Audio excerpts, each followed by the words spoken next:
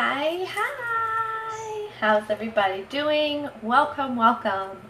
We are meditating. My name is Rebecca Packard. We meet every day at 2 p.m.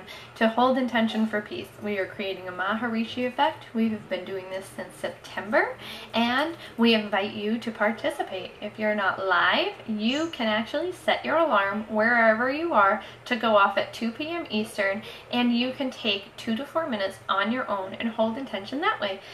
Energy is an amazing thing. We can connect energetically and we can shift the energy in the area around us. Hi, Kathy. Hi, Duval. Thanks for hopping on. Hi, Mr. Darcy. Thank you so much for joining us today. I am so glad that so many of you are taking time to slow down, hold intention, and shift the collective consciousness and hold intention for peace. Hi, Matt. Thanks for joining us today. And I so appreciate all of you. And one of the questions that I was recently asked is, why are you doing this? And I have a few minutes before 2, so I'm going to tell you why. And I'm a stay-at-home mom. I run 2 businesses from my home, and I needed an afternoon, reset, refocus, redirect, regroup, like the whole 9 yards. My guys are little. They when I started this, they were 2 and 3, and they are now 3 and 4. I have my hands full. They are tiny humans with a lot of needs, and so this is a great way for me to regroup so I can shift from mom mode and nap time into go mode and business focus.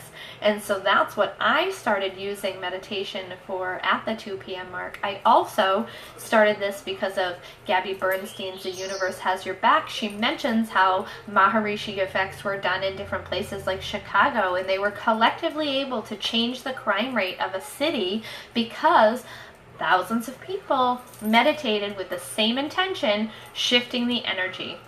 I also read a story about a well in a town. I'm not 100% sure where it was, but they all had set intention around this well in their town. The town had started to come apart, and there were all these different issues, and they collectively came together as a town, and they put positive energy, positive thoughts, loving vibrations towards this well in town. And within a 3-year span, they had shifted the entire economic standing of the town, which was pretty incredible. So, being a mom at home, I'm like, I have all the time in the world. Not really. That's a falsehood. But I'm going to meditate every day at 2 because it helps me, it helps my family, and it helps my community because I am energetically in a better place. And so that's how this started. That's why we do this. And I am so grateful for all of you who are taking and doing this for yourselves. And it is just about 2. So if you are someone who holds intention and gets in your meditative space by breathing, maybe you're doing a breath work, like an 8 count, where you're taking and they call it counting in a square or a triangle. Depending on what your count is, you can do that. Maybe you want to have a visualization and you're visualizing a candle or the ocean and the waves coming into the beach over and over again. I sometimes hold a mala and I'll use the mala, or I always hold a mantra and I say the same things over and over again. And you've heard me share that for me, I say I hold peace in my head, peace in my heart, peace in my soul. I radiate peace out around me, and that just gets me into this space where I can just let go, and I don't have to be focused on a lot of things. I just get into this calm state with that. And so we're gonna get started.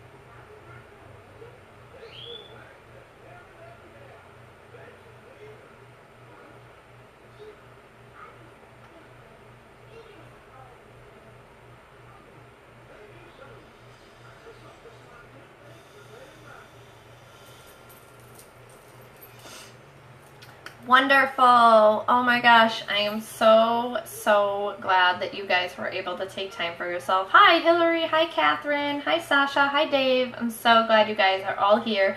You're taking time for yourselves. You are reconnecting with yourselves. You are reconnecting with your energy, and you are gaining control over your thoughts. This is a huge thing, and there's a lot of studies out right now where if you take time to meditate, and I meditate 3 times a day. I meditate first thing in the morning, because they say that that's when your brain is the most clear and you can really reset your they call it your cognitive path, or your redirect your thought process. I meditate at 2 p.m. and I meditate right before bed.